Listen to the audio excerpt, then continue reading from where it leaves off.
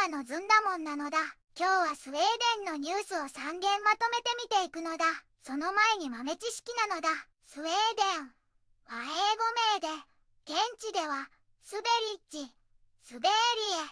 て呼ぶのだ。もともとはスベアライク、スベーア族の国という言葉が縮まった名前なのだ。それじゃあ早速一押しから行くのだ。一つ目のニュース。なぜ若いヨーロッパ人は移民反対政党をますます支持しているのかなのだ。スウェーデンは北欧にあり、首都はストックホルムなのだ。長い王国の歴史を経て、現在は立憲君主制の議会民主主義なのだ。人口は約1050万人なのだ。林業や鉄工、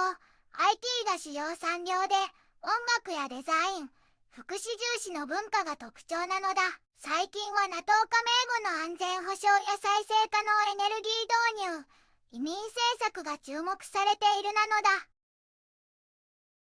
一つ目のニュースなのだ。なぜ若いヨーロッパ人は移民反対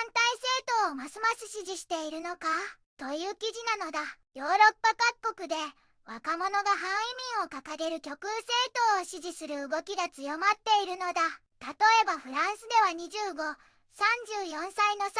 32% が国民連合に投票し、ドイツでは16、24歳の 17% がアフディを選んだのだ。専門家によると、理由は単なる移民嫌悪ではなく、将来の経済への悲観や雇用、住宅不安、既存政治への裏切られたという感覚が大きいのだ。極右は移民を問題の原因として強調しつつ、若者の不満の受け皿になっているのだ。また支持は特に若い男性に偏り、SNS や YouTube、TikTok など新しいメディアでの発信力が極右を後押ししているのだ。ただし多くの若者は依然として危険か進歩的政党を選んでおり、経済、文化、メディア要因が複雑に絡み合った結果だとされているのだ。二つ目のニュースなのだ。IB、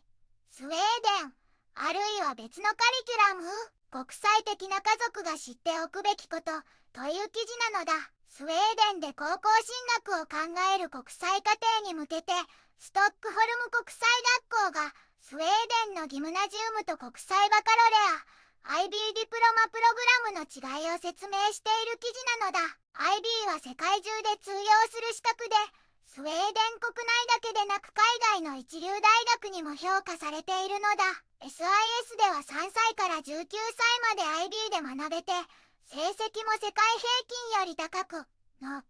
ラテン校舎で学ぶ高校生たちは、自主性や自己管理力、批判的思考を鍛えられるのだ。授業だけでなく、ネパールでの支援活動やモデル国連、文化交流などを通じて、グローバルな視野とスウェーデン社会へのつながりを同時に育て、どの国でも生きていける力を身につけられると紹介しているのだ。3つ目のニュースなのだ。スウェーデンの実情、市民権を待つ人々のパスポートが長期待ちで人質に取られるという記事なのだ。スウェーデンの英字誌、サローカルの副編集長ベッキーさんは、2024年末にスウェーデン市民権を申請したのに、1年以上経っても結果待ちなのだ。移民庁の平均処理期間は、以前の29ヶ月から37ヶ月、つまり3年以上に伸び、4分の1の人はさらに長く待たされているのだ。申請者はパスポートや永住カードを郵送で預けねばならず、返却には最大15営業日かかるので、旅行や緊急帰国が難しく、郵送費もかさむのだ。本人確認の対面予約もあるのに、書類を長期間、人質にする必要があるのか疑問だと訴えているのだ。また、2025年には新たな安全審査で市民権取得者が 40% 以上減ったことなど、移民政策の厳格化が人々の不満や国外転出志向を強めていると報じているのだ。ずんだもん、若者の不満、教育の選択、市民権の遅延、公正で持続的な対策が求められるなのだ。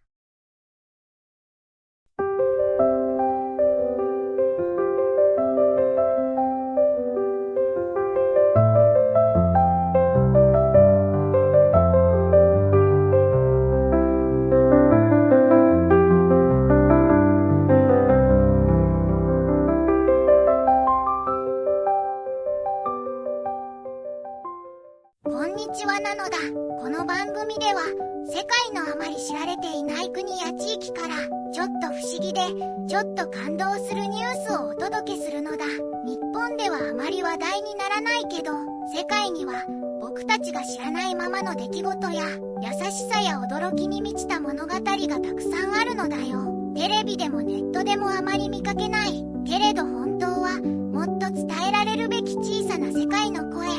そんな声を僕と一緒に見つけに行くのだ。さあ、一緒に知られざる世界の旅を始めるのだ。